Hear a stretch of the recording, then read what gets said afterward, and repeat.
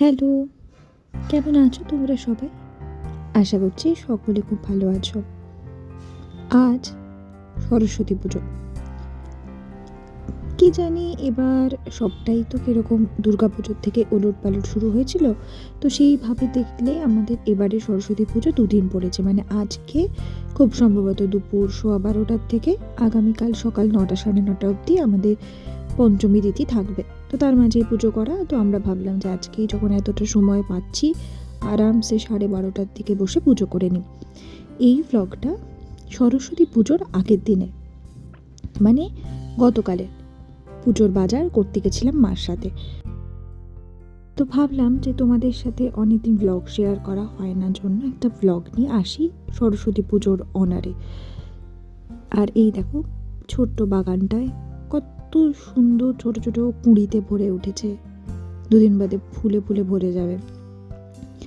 আর এই গত 2 মাস কোনো রকম অনেক প্ল্যান করে রাখা সত্ত্বেও আমার কোনো ভ্লগ পোস্ট করা হয়নি বেশ কিছু কারণে।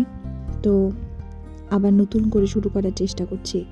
তো মায়ের সাথে রিক্সা করে চলে গেছিলাম প্রথমে হাতিমোড়ে। সেখান থেকে বেশ কিছু জিনিসপত্র কেনাকাটি ছিল, মানে ওই যেরকম থাকে দশকর্মার জিনিস, মিষ্টি, এই সমস্ত জিনিসপত্র কিনতে আমি আর মা 12:30টার দিকে রওনা হই। যেতে যেতে সুভাষপল্লী বাজারের উপর দিয়ে যখন যাচ্ছিলাম ভাবলাম তোমাদের সাথে শেয়ার করি কি সুন্দর সুন্দর ছোট্ট ছোট্ট মিষ্টি সরস্বতী ঠাকুরকে শাড়ি পরিয়ে রাখা যায়। ওই দেখো পলাশ ফুলের কি অবস্থা, পলাশের তো কোনো ফুলই নেই, কুড়িতে কুড়িতে ভরা, ওইটাই নাকি পলাশ ফুল হিসেবে নিতে হবে। তো প্রথমে মা সুভাষপল্লীর থেকে ফল কিনলো জন্য আমি দাঁড়িয়েছিলাম, যেহেতু আমার গত মাসে বানারস যাওয়ার পর ফেরার পথে পায়ে একটা ফ্র্যাকচার হয়। তো সেই জন্যই আমি কোনো ব্লগের কিচ্ছু করতে পারিনি এবং ভীষণ একটা অদ্ভুত সময়ের মধ্যে দিয়ে কাটিয়েছি। তো সেই জন্য এখনও সেই রিকভারি স্টেজটা চলছে। আমি বেশি চলাফেরা সেই জন্য ভিড়ে থাকলে করছি না, তাই আমি এখানেই ছিলাম। মা গেছিলো বাকি জিনিসপত্রগুলো কিনে আনতে। আর এই হলো আমাদের সুভাষপল্লী বাজার। এই বাজারটা কত বছর পুরনো সে হয়তো আমি বলতে পারবো না, কিন্তু আমাদের রবীন্দ্রনগর চত্বর এলাকার সবথেকে বড় বাজার হলো এই সুভাষপল্লী বাজার। তো চলো তোমাদেরকেও একটু ঘুরে দেখাই অল্প করে।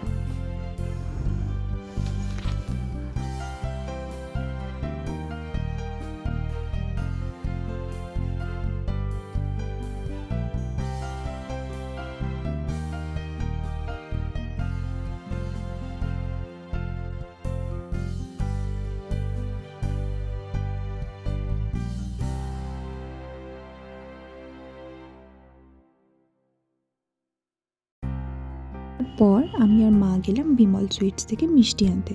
তো তখন ভাবলাম বিমল সুইটসের পাশে বেশ কিছু দোকানে, দশকর্মার দোকানে, ওখানে সরস্বতী ঠাকুরের মূর্তি রাখা আছে, একবার দেখেই নি। কিন্তু না, বেশিরভাগটাই ছাঁচের ঠাকুর, রঙিন ঠাকুর, একেবারে সাদা নয়। কিন্তু ওই একটু শাড়ি পরা ঠাকুর আমার একটু কেন জানি বেশি ভালো লাগে। এই ঠাকুর পছন্দ হয়েছিল, কিন্তু ওই যে মুখটা অনেকটা রাগি রাগি, এরকম করলে বিদ্যা বুদ্ধি কিছু কি আর পাবো, যা আছে সেটুকুই তো উড়ে যাবে। যাই হোক, জোকস অ্যাপার্ট। তো সেখান থেকে এই ছোটোখাটো কিছু জিনিস মার নেওয়ার ছিল, ধূপ আর মালা টালা এই সমস্ত নেওয়ার ছিল। সেগুলো নিয়ে আমরা ভাবলাম যে থাক, মিষ্টিটাই না হয় শুধুমাত্র এখান থেকে কিনে নিয়ে আমরা আবার রবীন্দ্রনগরে ফেরার পথে সেখান থেকে ঠাকুরের সাজ সরঞ্জাম এবং ঠাকুর কিনে নিয়ে যাব। এই হলো শিলিগুড়ির আমাদের বিমল সুইটস। খুবই ফেমাস একটি দোকান এবং খুব ভালো বিভিন্ন ধরনের মিষ্টি পাওয়া যায়। প্রতি বছর ভাইফোঁটায় এই দোকানেই আমরা আনাগোনা করি। আর এই হলো হাতিমোড় থেকে সুভাষপল্লী যাওয়ার রাস্তা। তো আমি আবার অপেক্ষা করছিলাম, দিয়ে মার সাথে সব কেনাকাটি করে রবীন্দ্রনগরে এলাম। বেশ কিছু দোকান নেড়ে চেড়ে দেখবার পর রাস্তার ধারে ঠাকুরের শাড়ি নিয়ে একটি দোকান, তো বলতে পারবো না, ফুটপাথেই একটি দোকান বসেছিল। সেই দোকানে সব থেকে ভালো ঠাকুরের কালেকশন ছিল। এত ছোট্ট ছোট্ট মিষ্টি মিষ্টি শাড়ি পরা ঠাকুর, সেখান থেকে একজনকে আমাদের বাড়িতে নিয়ে এসেছি। ঠাকুর সবই সুন্দর, কিন্তু ওই না, একটু রাগি টাগি মুখ থাকলে যেন ভালো লাগে না। একটু হাসি হবে, ছোট্ট হবে, কিউট হবে, ভালো লাগে দেখতে। আর পুজো জিনিসটা তো সব থেকে বড় কথা, মন থেকে আসলে সবার আগে সেটা দরকার। অনেক বাকি সাজ সরঞ্জাম, আচার, নিষ্ঠা ওগুলো অনেক পরে আসে। আগে হচ্ছে মন থেকে সবটা যদি ভক্তি ভরে করা যায় তাহলেই আমার কাছে সেটাই পুজো। সেটা আর পুজো মানে হচ্ছে একটা মজা, আনন্দ, নিজের বিশ্বাস সবটা মিলিয়ে মিশিয়ে। যাই হোক, শেষমেশ তো ঠাকুর কেনাও হয়ে গেছিলো। আমি ঠাকুর নিয়ে চুপচাপ বসেছিলাম রিক্সায়। এবার চলে এসেছিলাম একটু মালা নিতে আর ডেকোরেশনের একটু আয়োজন করতে। তো বাস আজকের ব্লগটা এই পর্যন্তই রইলো। দেখা হবে পরের ব্লগে। Stay tuned.